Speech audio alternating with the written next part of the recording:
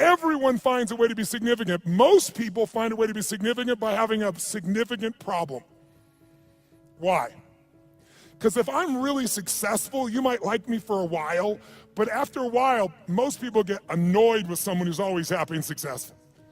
Easy for you! Who knows what I'm talking about here? Raise your hand, right? But if you got big ass problems, who's gonna be upset with you? You're not competing with them. So you have huge problems and go, I understand. But if you're doing really well, it's like easy for you. So most of us unconsciously learn to create big problems as a way to connect because it's the safest way to connect and not be rejected. Some of you do it like she does by trying to please everybody all the time. Thinking if I please you enough, then you'll come to me, you'll give me what I'm really wanting too, which is what she wants. But it doesn't work that way. It works sometimes, but not all the time and not even the majority of the time. So anyone can feel connection and love. You can do it through prayer, you can do it through good gifts, you can do it by dressing special, you can do it by having big problems. The only question in life is not whether you're gonna meet your needs. The only question is how. And is it obtainable or sustainable? Is it empowering, neutral, or negative? And if you want to change your life, willpower never lasts. But when something meets more of your needs, it's effortless. If you want to know what the biggest addiction is in our culture, it's not alcohol, it's not some form of prescription drug, it's not an illicit drug, it's problems. Because problems allow us to try to deal with our deepest fear that we're not enough and we won't be loved by saying, it's not me, it's this problem. It's just that I have ADHD, it's just that I've been through this, it's just, so most people meet their needs through problems. When you get in certain states, you think one thought. When you get in other states, you think another thought. It's like turning the channel. And so what I really show people in the book how to do is how to turn the channel so that you're not suffering and you're living in a beautiful state. But what does it take? Let's just quickly say it. Number one, it takes acknowledging what's your favorite flavor of suffering. Is it worry? Is it stress? Is it anger? Is it loneliness? Is it boredom? Is it overwhelm?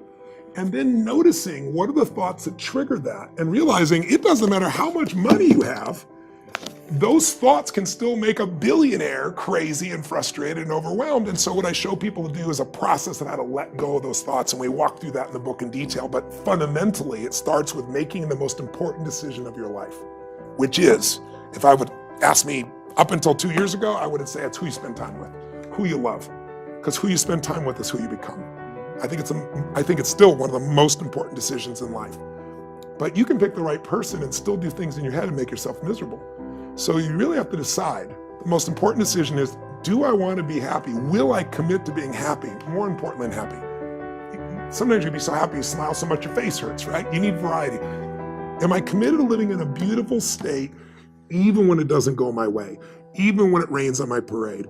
Even when my biggest fear shows up? Because I can't control whether your husband or wife will live or die or get sick or leave you or get a divorce. I don't want any of that to happen to any human being. I hate suffering. I do anything I can to help people not suffer. But I can't control that. You can. There are people who have lost their arms, lost their sight. There have been people that have been through the most horrific experiences in life and they found a way to still be happy because they've made the decision that life is too short to suffer. I've interviewed dozens and hundreds over the years, but dozens that have impacted my soul, that made me realize I can change this. I've just gotten used to it. I bought into the theory that this survival software that's constantly running and making you suffer, that's normal. No, that's what the mind will do. And mind has been around forever. What I'm gonna do is something different. And the way I get out of suffering, I give myself a 90-second rule. It's really simple. I say, look, if I feel myself starting to feel that stress, feeling that pissed offness or upsetness or concern or worry about my kid, whatever, I realize that's not gonna make it better. Life's too short to suffer. And then I just kind of breathe slowly, slow everything down, and I just watch the thought go by and go, look at that crazy thought. Because everybody's had crazy thoughts. Everybody's had a thought, I'm gonna kill that son of a bitch, right? And then you don't kill them because you don't believe that thought. It's the thoughts that are stressful that you believe that mess you up.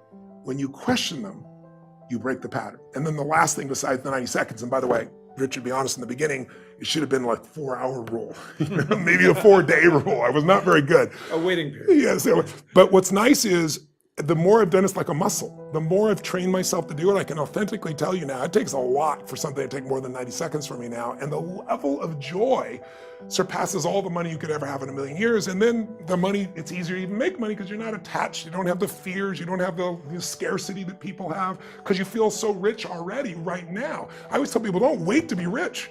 What is that richness? It's abundance, it's joy, it's happiness, it's contribution. It's getting out of yourself.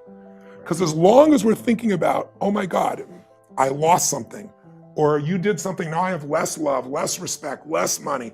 If I think lost less, or because you did something, or because I did something, I'm never gonna have what I want in my life. Lost less, never. Those three thought patterns, they're the source of all suffering. And the antidote, see it for what it really is, know it's BS, and find something to appreciate.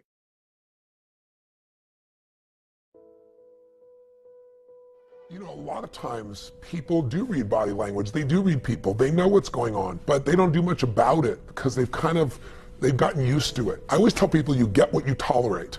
And if you go to a meeting and everybody's on their cell phone when you're talking about something important and you just let that continue, pretty soon the meetings are a total waste of time. So what I really believe is when you read something, you got to act on it. You got to do something. You can't lead other people if you're the one on your phone in the middle of the meeting either, right? So you got to lead by example. You've got to not tolerate within yourself or other people things that don't support what you are. And you've got to, when you see there's a challenge, you see there's something that's not congruent, they're saying one thing and they're feeling another, you got to meta-comment, say, tell me more, what's really going on? If you get in the habit of doing that, then you're never going to be bored in a business meeting again, first of all. People get bored because people are just saying the same things over and over again. They're managing their business, they're managing their life, they're not innovating, they're not creating, they're not digging deep, they're not pushing each other. When you get a culture of people, and all it takes is one, where a leader steps in and they will not settle for a half-assed answer, and they can be playful, they can be funny, they can be warm, they can be direct, they can be crazy about it, but they keep probing, you're gonna get to what's real. And when you get to what's real, that's when you start creating breakthroughs in business and in life. There is another level. The only reason you keep saying there isn't is you feel so exhausted about where you are. But life, the universe, or God is just testing you because there is another level. If this is good, giant jump to excellence, giant from good, poor to good to excellence. There's a level where all your dreams are realized. There's a level that you've always dreamed about. It is real. It has not gone away.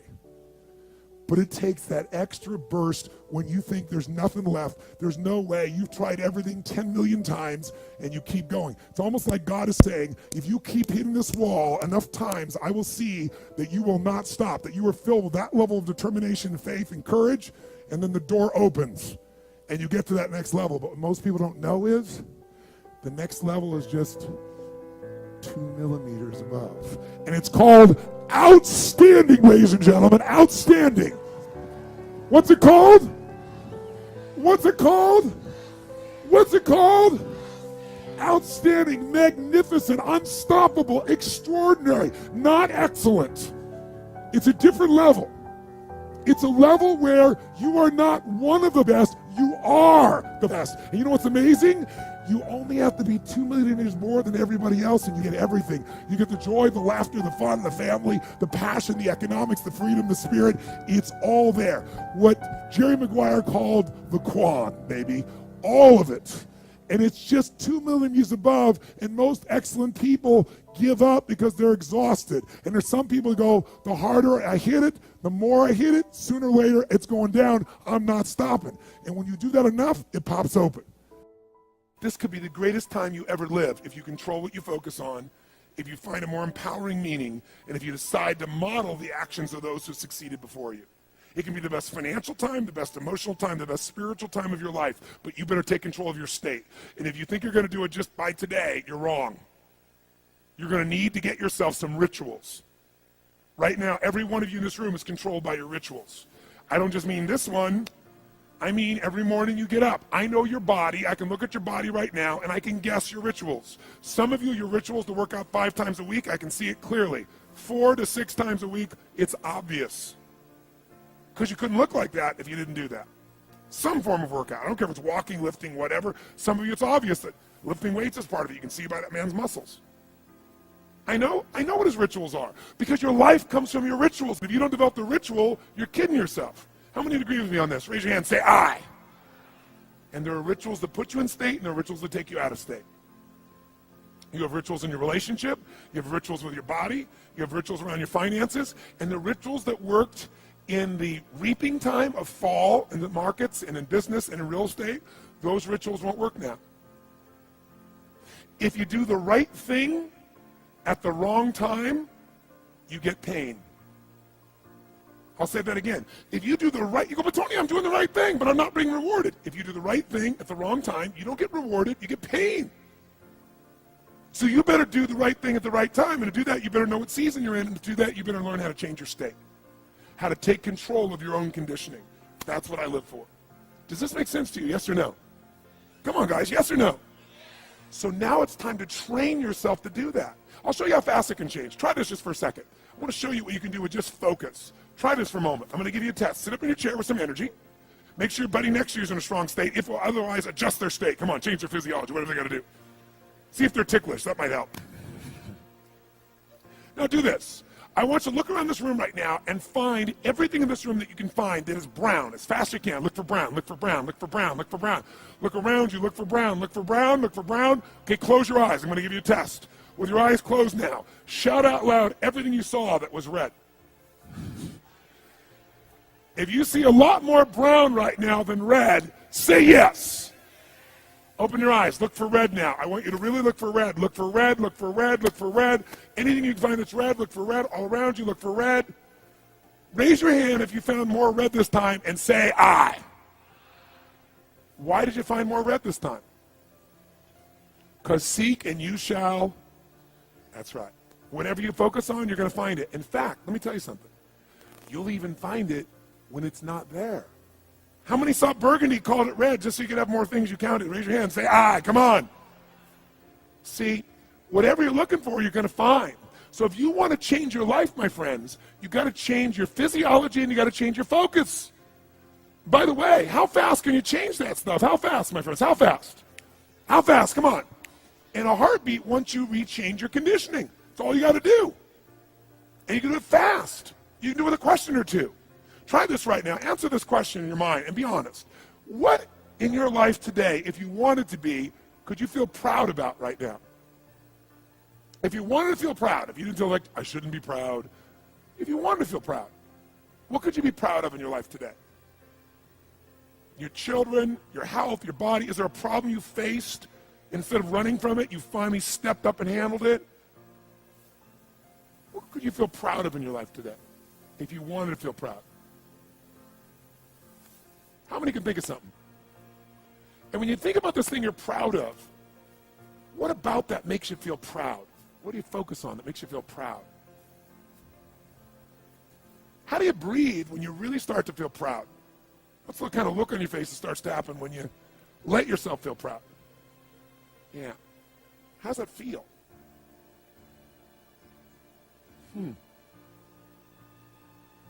Think of another area of your life. Think of an area of your life that you're grateful for. Or if you go, I'm not grateful. If you wanted to be grateful, what's an area you could feel grateful for? What could you feel grateful for if you really wanted to feel grateful? How many can think of something you could feel grateful for? Let me see your hands. And what about that are you grateful for? What do you focus on that makes you feel grateful? How does it feel when you're really, truly feeling filled with gratitude?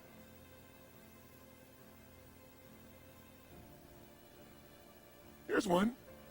If you wanted to be excited about your life right now, and you were willing to be excited, you're willing to buck everybody else's trend, what could you feel excited about in your life if you wanted to feel excited? What could you get excited about if you really focused on it and you really took it in? And you weren't in a negative place. What could you get excited about if you wanted to be excited in your life?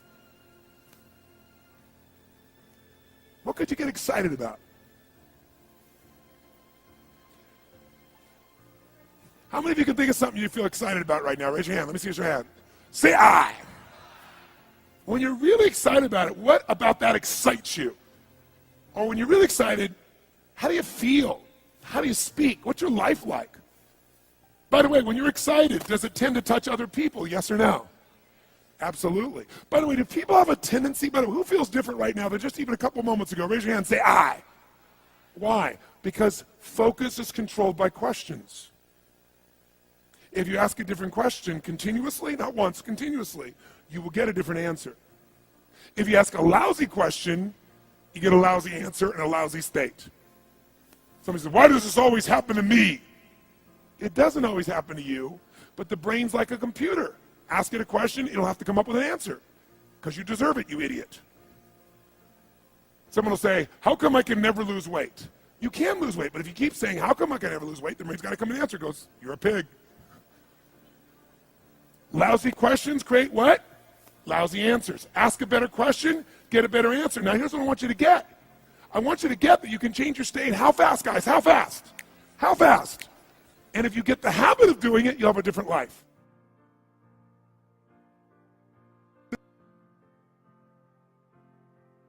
So what we've got to do is make that change in those standards. That's where the shifts happen. It doesn't happen any other place. And I'll give you a very simple example. If you want to know the difference in people's lives, it all comes down to what are the things that are musts for you versus shoulds. So let me tell you this. We said to have an extraordinary life, you got to have an extraordinary psychology, right? Extraordinary psychology means you got to live in an extraordinary state. To be in an extraordinary state, you got to condition your nervous system, your body, your physiology and focus to be at their best. Do you agree with this? Yes or no? Then to do that, though, you can do that. Why doesn't everybody? Not because you can't. We all have the ability. It's because of our standards. I remember a time early in my career, I was about 24, and I went to do a seminar in Boston. And in those days, a big seminar for me was like 125 people. It was a 3-day seminar, and we worked around the clock, and people made such extraordinary changes in their life. And at the end of it, I was feeling so fulfilled. I was thinking, my God, I'm 24, maybe 25 at the time. And I am so happy because I have found my mission in life. I'm doing what I love. It's making a difference in people's lives. This is extraordinary. So we finished about midnight on the Sunday night. And around midnight, you know, I'm still wound up, so I don't feel like going to bed. So I decided, okay, you know, let me take a walk here, and I decided to go through Copley Square. If you've been through Copley Square, you know it's a pretty neat place. Because in Copley Square, you can look up and you can see buildings that were here before we were known as the United States. And beside them, you see skyscrapers that are new. It's a pretty cool place. So I'm walking around midnight on Sunday night. There's nobody in Copley Square midnight on Sunday night. And I'm walking along, and I see this guy in the distance, and he's kind of stumbling back and forth between the gutter and the sidewalk. He's got a long trench coat on, his head's down like this.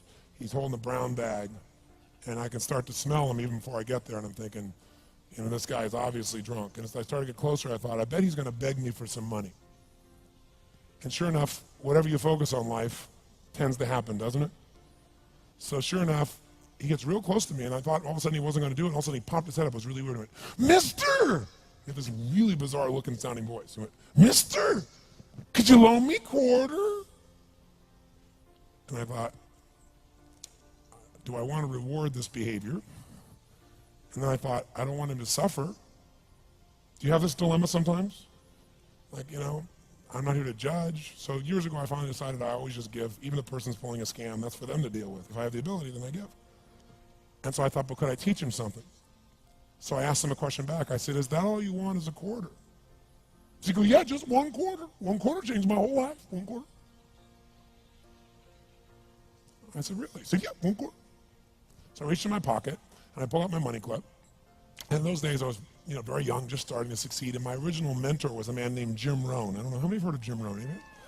Yeah, he's a great guy. And Jim told me, he said, Tony, look, you've come from a poor background. You got a poor psychology. You got to change it.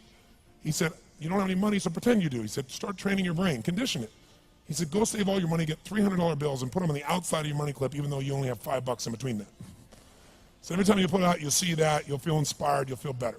He said, and you'll feel better, you'll do better. So I was like, okay. So I did. So I pulled my money clip, and sure enough, I got $300 bills in. I made sure he saw the bills. So I'm tearing through that, right? Looking in between there, see if I can find some change. But I made sure he saw it. Sure enough, he's looking at the $100 bills, checking it out. I find the quarter, I pull it out, take the money, put it in my pocket. I notice he's watching my hand going into the pocket. I took the quarter and I looked at him and I said, sir, life will pay any price you ask of it. And I gave him the quarter. And then something really interesting happened. He took the quarter. He looked at the quarter. He looked at me.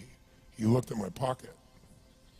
He looked back at the quarter, looked at me, looked at my pocket, looked at me again, looked at the quarter, looked at my pocket, looked back at me and said, "You're weird." And then he shuffled on off like this, right? And I thought to myself, wow, what's the difference between him and me? I mean, I was 24, 25 at the time, doing what I love most, have my mission in life, and he's in his early 60s, drunk on the street begging for quarters. What's the difference?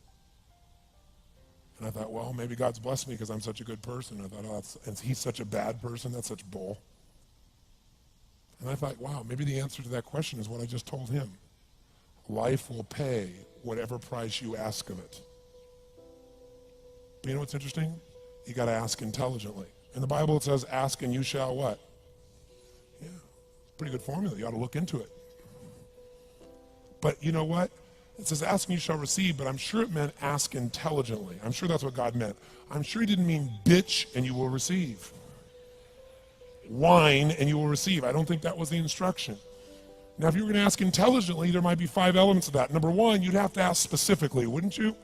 You wouldn't ask in a general way. People do it all the time. They go, I want more money. Fine, here's $1, get out of here. Very often you're getting what you're asking for. You're just not aware of how general you're asking. Clarity is power. The more clear you are about exactly what it is you want, the more your brain knows how to get there. Your brain is a servo mechanism. It's like a bomb. Those bombs, those missiles, they have a servo mechanism. So if the target moves, it knows what the target is, it follows it. Your brain, when you condition it, knows exactly what to go for and it'll find a way to get there. Do you ever buy a certain outfit or a certain car and suddenly see that car outfit everywhere? How many of you have had that experience? Say, aye. How come that car outfit's everywhere? It always was everywhere, but now you notice it. And the reason is because there's a part of your brain called the reticular activating system, the RAS. That part of your brain determines what you notice and what you don't notice. Your brain spends most of its time trying to make sure you don't notice because you'll go crazy if you notice everything. But when you decide what's most important to you, your brain goes after it. Everyone I know who's successful builds what I call an RPM plan. An RPM is built on the metaphor that the way to get from where you are to where do you want to go to the fastest is you got to build power, like in a car, RPMs. And the R stands for they know the result they're after. They know what they want precisely. If you don't know exactly what you want or you let yourself get beyond that into something general, you're not going to achieve it. Clarity is power. You got to know the specific result you're after. What do you want? If you can't answer that question right now in your personal life, in your body, in your relationships, in your finances, in your spirituality, then you're not going to be as fulfilled as you want to be. Today we're going to have you answer one of those questions at least. The second part of it, you got to know P, why you're doing it. Because you know what? You may get a big goal. Somebody says, I want to make $1 billion. I want to bring peace to the earth. Why? Because as soon as you come up with a goal, all the obstacles show up. Unless you've got enough emotional drive to break through that, you're never going to discover what it really takes. So you got to get yourself past that. And the way to get past that is have enough reasons. Reasons come first, answers come second. This man did not know what he wanted, he did not have enough reasons. To ask intelligently, you got to ask specifically. To ask intelligently, you got to know why you want it, have enough drive to make it happen, enough juice to make it happen. If you don't have enough reasons, you will not make it happen. And the M is, what is your massive action plan? What is going to get you to actually fall through? Because the first plan's not going to work and the second plan's going to work, so you better have enough plans that if the first two don't work, you still got something else. Otherwise, you're going to be having excuses why it didn't work. So asking intelligently requires that. So if we're going to be extraordinary in our results, we've got to be in an extraordinary state. We've got to know what we want and we got to go use it.